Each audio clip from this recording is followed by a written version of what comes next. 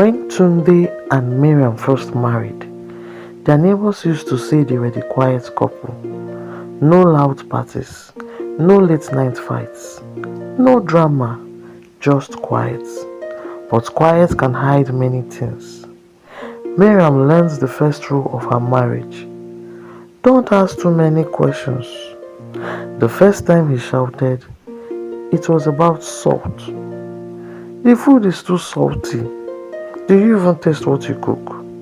She apologized. She truly believed it was her fault. The first time he slapped her, it was about money.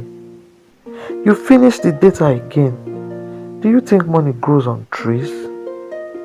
He cried afterwards. He said stress from work was killing him. He held her like he was afraid to lose her. She forgave him. Love, she thought, meant patience. The second rule came later. Don't tell people. When her sister noticed the fading bruise near her collarbone, Mariam laughed it off. I hit the cupboard door. It sounded weak even to her own ears. But shame is powerful. It seals mouths better than glue. Tunde was not a monster every day. That's what made it confusing. Some mornings, he braided her hair gently. Some nights, he brought suya home and fed her with his hands. Sometimes, he prayed loudly for their future children. And Miriam would think, maybe this is just a phase. Maybe marriage is like this for everyone. Then came the plates. Whenever he was hungry, he didn't start with her. He started with plates. One plate broken meant danger. Two plates meant silence for days. Three plates meant she might sleep on the floor. The sound of shattering ceramic became her warning bell. Her heart would race before the first shout even came. One evening, the neighbor's child knocked to return a bowl. Tunde was already in a bad mood. The child spoke too slowly. That night, three plates broke. But something different happened. The child heard Mariam cry. And you know children, they always talk. The next morning, their elderly neighbor, Mama Sadiat, came by. She didn't accuse. She didn't pry. She simply said, my daughter, a house should not make you afraid to breathe. That sentence followed Miriam all day. Afraid to breathe? What does she mean? She realized she timed her laughter. She lowered her footstep.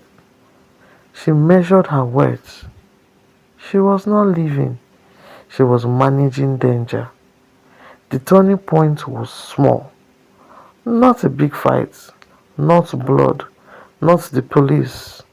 Just a burnt pot of rice. He lifted the pot, stared at the black bottom, and something in his face hardened. You can't even get one thing right, he muttered. She apologized quickly, already reaching for the sponge. But the first plate hit the wall. Then another. Her chest tightened. Three plates. Her warning bell. She knew what followed. That night, the shouting lasted longer than usual.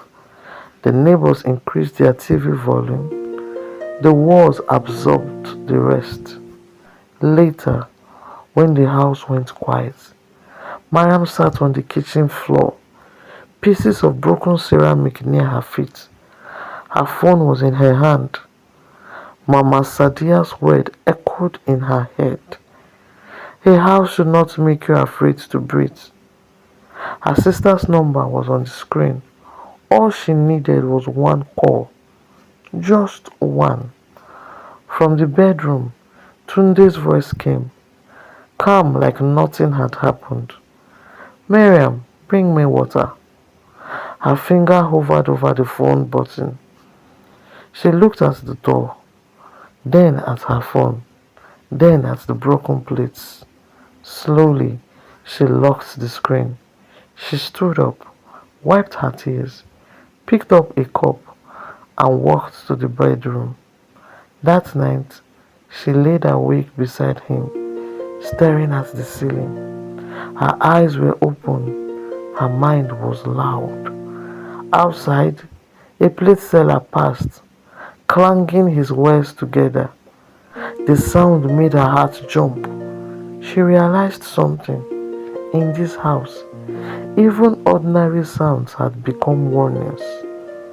She turned to look at Tunde sleeping peacefully beside her, and for the first time, she wondered not if she would leave, but when would she leave. And the next morning, someone knocked on the door very early, a knock that would change everything.